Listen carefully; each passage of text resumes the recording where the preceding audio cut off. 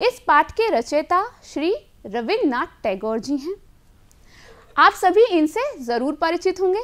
हमारे राष्ट्रगान जन गण मन के रचयिता श्री रविन्द्रनाथ टैगोर जी ही हैं। श्री रविन्द्रनाथ टैगोर का जन्म सन 1861 ईस्वी को पश्चिम बंगाल के एक धनी जमींदार परिवार में हुआ था। श्री रविन्द्रनाथ टैगोर भारत के महान कथाकारों में से एक हैं। कविता, चित्रकला और संगीत की दुनिया में उनका विशेष स्थान है। लिखने के अति सरल ढंग को अपनाते हुए इन्होंने समाज के विभिन्न वर्गों जैसे किसानों और जमींदारों आदि के बारे में लिखा है। जातिवाद, भ्रष्टाचार, निर्धनता जैसी सामाजिक बुराइयां उनकी रचनाओं का अभिन्न अंग रही हैं। अपने लंबे लेखन काल में इन्होंने 90 से अधिक लघु कथाओं की रचना की है। स्त्री का पत्र उन्हीं कथाओं में से एक है। इनकी मृत्यु सन 1941 में हुई थी। श्री रविन्द्रनाथ टैगोर जी को सन 1913 ईस्वी में साहित्य के क्षेत्र में नोबेल पुरस्कार से भी सम्मानित किया गया है। तो चलिए बच्चों, अब चलते हैं अपने पाठ की ओर। एक स्त्री का पत्र। यह पत्र लिखा है एक स्त्री ने अपने पति को संबोधित करते हुए। तो पत्र में उसने क्या लिखा है? मृणाल एक परिवार की मझली बहू है। मृणाल एक सुंदर और बुद्धिमान स्त्री थी।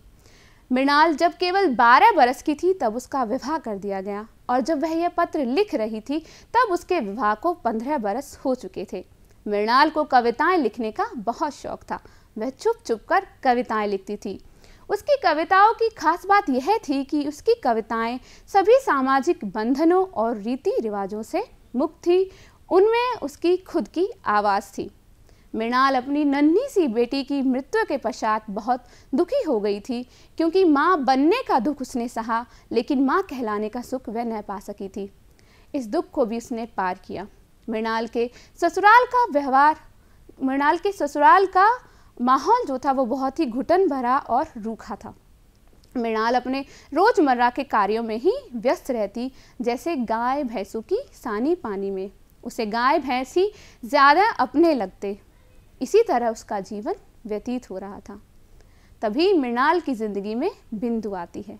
बिंदु उसकी जेठानी की छोटी बहन है, जो अपनी माँ की मृत्यु के पश्चात अनाथ होकर उनके घर रहने आती है। बिंदु के आने से सभी परिजन बड़े ही परेशान हो जाते हैं। उस अनाथ और असहाय लड़की के साथ परिजनों का ऐसा रूखा बर्ताव देख मृणाल बिंदु को अपने पास रख लेती है। मृणाल का बिंदु के प्रति व्यवहार सभी लोगों को पसंद नहीं आता, बिल्कुल फूटी आंख न सुहाता है, जिसकी वजह से सभी घर वाले बिंदु पर तरह तरह के इल्ज़ाम लगाते रहते हैं, जैसे कभी चोरी का इल्ज़ाम, कभी चेचक हो जाने का इल्ज़ाम। उन्हें बिंदु पर इल्ज़ाम लगाने के लिए किसी सबूत की आवश्यकता नहीं होती है। उनके लिए बिंदु का बिंदु होना ही काफ़ी था। जब उस अनाथ असहाय लड़की को घर से निकालने की सभी कोशिशें नाकाम हो जाती हैं, तब उसका विवाह तय कर दिया जाता है। लड़के वाले लड़की देखने तक न आते हैं। घर वाले बताते हैं कि विवाह लड़के के घर से होगा। यही उनके घर का रिवाज है। यह सुनकर मृणाल का हृदय कांप उठता है। बिंदु विवाह के दिन तक अपनी बहन के पैर पकड़कर बोलती है कि दीदी, मुझे इस तरह से घर से ना निकालो। मैं आपकी गौशाला में ही पड़ी रहूँगी। आप जो कहेंगी मैं वही कहूँगी। लेकिन कोई बिंदु की बात नहीं सुनता है और बिंदु का विवाह कर दिया जाता है। विवाह के 3 दिन बाद बिंदु मृणाल को गौशाला में मिलती है। मृणाल को देखते ही बिंदु फपक फपक कर रोने लगती है और मृणाल को बताती है कि उसका पति पागल है। पागल पति और बेरहम सास से मुश्किल से पीछा छुटाकर वह यहाँ भाग आई है। बिंदु की बात सुनकर मृणाल गुस्से और घृणा से भर उठती है और बोल उठती है कि इस तरह का धोखा भी भला कोई विवाह है। घर वाले बिंदु की बात को झूठा बताते हैं और बिंदु को ससुराल भेज दिया जाता है। बिंदु की जाने की वजह से मृणाल बहुत दुखी हो जाती है। वह जगन्नाथपुरी की यात्रा के लिए जाती है और वह चाहती है कि बिंदु भी वहाँ आए। इसलिए वह अपने भाई शरद को बिंदु को बुलवाने के लिए भेजती है। शरद उसी शाम घर लौट आता है और मृणाल को बताता है कि बिंदु ने कल ही खुद को जलाकर आत्महत्या कर ली।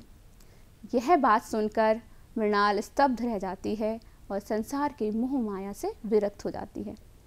तब वह यह पत्र अपने पति को संबोधित करते हुए लिखती है और कहती है कि वह अब गृहस्थ आश्रम में वापस नहीं आएगी।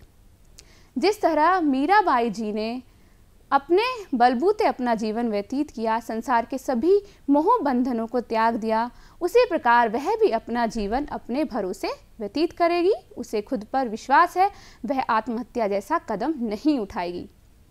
तो सभी परिजन उसके इस पत्र को एक गृहस्थ आश्रम से मुक्त स्त्री का पत्र समझे। अब मछली बहू समाप्त हुई। इसी के साथ यह पत्र समाप्त होता है।